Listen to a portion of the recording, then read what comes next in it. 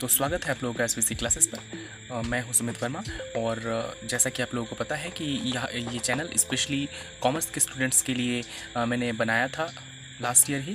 तो इस क्रम में इस साल मैं स्टार्ट कर रहा हूं आपके लिए वीडियोस सिलेबस के लिए वीडियो बनाते हुए।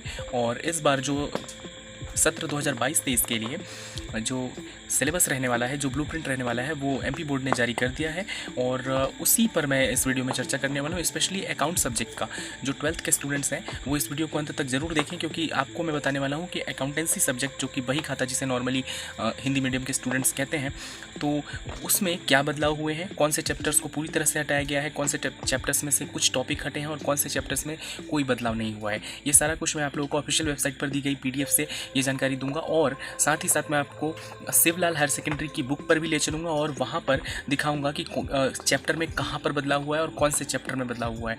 तो ये सब देखने के लिए आप लोग वीडियो के अंत तक बने रहें। और यही मैं अपील करना चाहूँगा आपसे कि यदि आपको लगता है कि ये जानकारी आपके लिए इंपॉर्टेंट रहने वाला है तो चैनल को सब्सक्राइब जरूर कर लीजिएगा और वीडियो को लाइक करना ना भूलें यदि आपको वीडियो पसंद आता है तो चलिए सीधे चलते हैं अब हम लोग अपने PDF पर और देख लेते हैं कि कौन से चैप्टर में बदलाव हुए हैं और कौन से चैप्टर में बदलाव नहीं हुए हैं और क्या रहने वाला है इस बार का एग्जाम का पैटर्न। तो आइए चलते हैं सीधे अपने PDF पर। आ गए हैं हम लोग ऑफिशियल वेबसाइट पर जारी की गई ब्लूप्रिंट के PDF पर और इसमें हम लोग हैं 12th क्लास के लेखा शास्त्र मतलब अकाउंटेंसी सब्जेक्ट के नए ब्लूप्रिंट पर, जो कि 2022-23 सत्र के लिए जारी किया गया है। तो इसमें देखिए सबसे बड़ा बदलाव जो हुआ है वो ये देखिए कि जो फर्स्ट चैप्टर है वहाँ पर आपको अक्सर जो चैप्टर दिखाई देता था वो दिखाई नहीं दे रहा है। यहाँ पर फर्स्ट चैप्टर में साझेदारी फर्म एवं कंपनी का लेखांकन है। तो सबसे पहले मैं आपको बता देता हूँ कि वो कौन सा चैप्टर है जिसे हटा दिया गया है।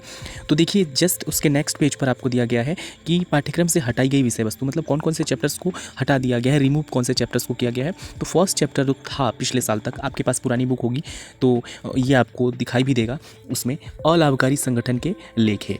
तो अलाभकारी संगठन के लेखे जो फर्स्ट चैप्टर था जिसमें आप लोग कुछ खाते बनाते थे, जैसे कि payment and receipt and payment account आप बनाते थे, साथ ही साथ आप बनाते थे इनकम एंड एक्सपेंडिचर अकाउंट। तो ये वाला चैप्टर जो था वो हट चुका है।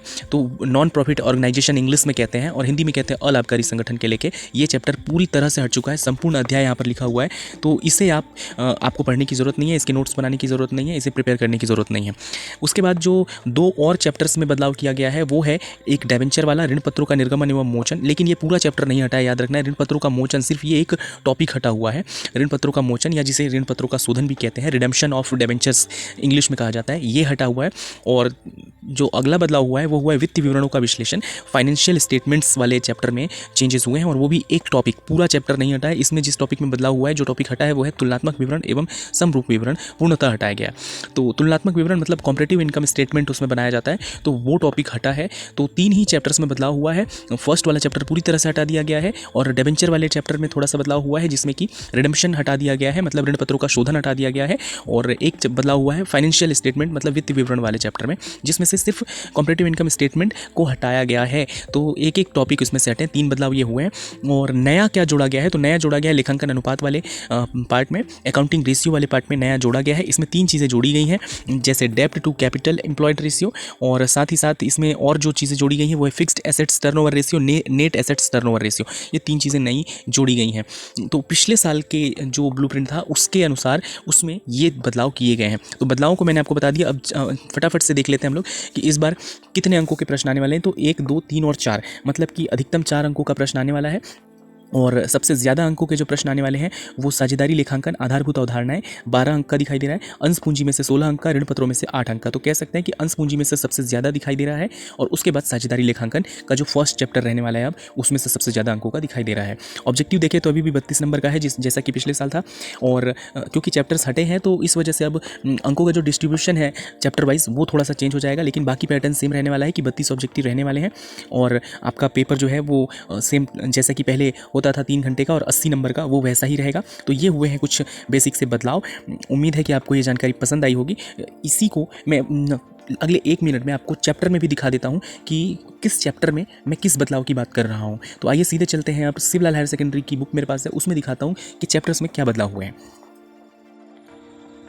तो दोस्तों ये मेरे पास एक बुक है शिवलाल हायर सेकेंडरी की, ट्वेल्थ की अकाउंटेंसी की हिंदी मीडियम की बुक है, लेकिन इंग्लिश में भी इसमें चीज़ें रहती हैं। तो आइए इस पे चलते हैं और दिखा देता हूँ मैं आपको कि अगर चैप्टर में देखें तो क्या बदलाव हुआ है। मेनली जो 3 बदलाव मैंने आपको अभी दिखाया, उन 3 बदलावों में कौन से बदलावों की बात मैं कर रहा हूँ। तो देखिए, मैं बात कर रहा था इस यूनिट 1 की, financial statement of non profit organisation. तो ये वाला जो फर्स्ट यूनिट में दिया हुआ था, ये पूरी तरह से हट गया है। ये फर्स्ट यूनिट जो है ये पूरी तरह से हट गया है। अब आपको नहीं पढ़ना है, इसको बिल्कुल भी नहीं पढ़ाया जाएगा और ना ही इसमें से कोई क्वेश्चंस आएंगे। तो ये पूरी तरह से हट गया है, इसमें कुछ भी नहीं बचा। ये जो है ये अब आपका फर्स्ट हो गया है, यहाँ से आपको पढ़ाई स्टार्ट करनी है। इसके पीछे जो दिया हुआ है उससे कोई मतलब नहीं है। नॉन प्रॉफिट ऑर्गेनाइजेशन या फिर हिंदी में कहते हैं गैर व्यापारिक संस्थाएं या अलाभकारी संस्थाएं, वो उनका लेखांकन पूरी तरह से हट चुका है, और जिसमें आप लोग mainly receipt and payment account बनाते थे, इनकम एंड एक्सपेंडिचर अकाउंट बनाते थे, और साथ ही हम लोग कुछ और चीज़ें बनाते थे जैसे कि कैपिटल अकाउंट हो गया या बाकी चीज़ें। हम लोग उसमें थ्योरिकल चीज़ें भी बहुत सारी थी, वो हम करते थे। तो वो अब बिल्कुल भी करने की ज़रूरत नहीं है। और जो अगला बदलाव हुआ है वो हुआ है डिबेंचर वाले पार्ट में। ये है डिबेंचर। तो अकाउंटिंग फॉर डिबेंचर यूनिट 3 में दिया हुआ था।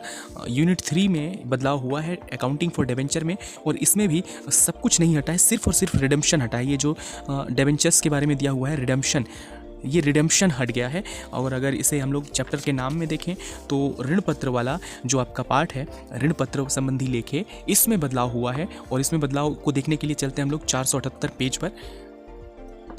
देखिए, मैं आ गया हूँ ऋण पत्र वाले पार्ट में। डिबेंचर वाले हम लोग यूनिट में आ चुके हैं, और यहाँ पर इस चैप्टर में क्या बदलाव हुआ है। 507 पेज नंबर है मेरे पास। पेज नंबर वेरी कर सकता है, अलग हो सकता है। सिविल हायर सेकेंडरी की बुक में मैं ये दिखा रहा हूँ। तो टॉपिक जो है वो देख लीजिए, कोई और बुक भी आपके पास होगी तो टॉपिक सेम रहने वाला है। ये टॉपिक हट गया है सबके लिए, एमपी बोर्ड की मैं स्पेशली बात कर रहा हूँ। ऋण पत्रों का शोधन, इस तरह से लिखा हुआ है रिडेम्पशन ऑफ डिबेंचर, ये हट गया है। और ये हट गया है का मतलब है कि पूरी तरह से हट गया। इसकी थ्योरी, इसके जो न्यूमेरिकल क्वेश्चन है, ये पूरी तरह से हट गया है। इससे अब अगर देखोगे तो बहुत फर्क पड़ेगा इसके हटने से, क्योंकि इसके आगे भी बहुत सारी चीज़ें हैं।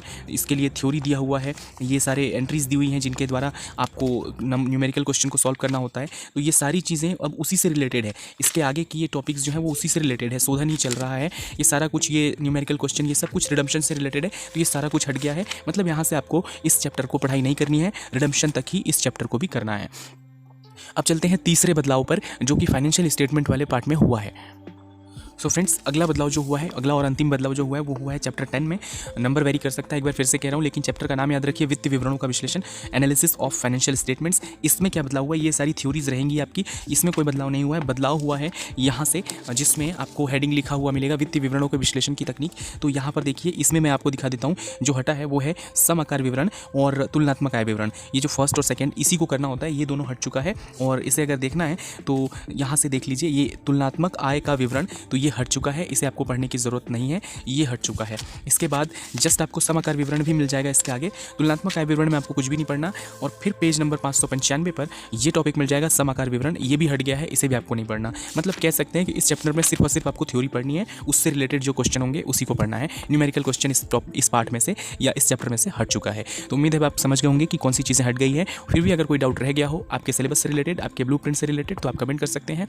मैं नेक्स्ट वीडियो में उसका जवाब देने की पूरी कोशिश करूँगा। तो वीडियो को लाइक करना ना भूलें और शेयर करिए अपने और दोस्तों के साथ, और हमारी कम्युनिटी को और बढ़ाइए ताकि हम साथ में मिलकर बहुत सारी नई चीज़ें सीखें।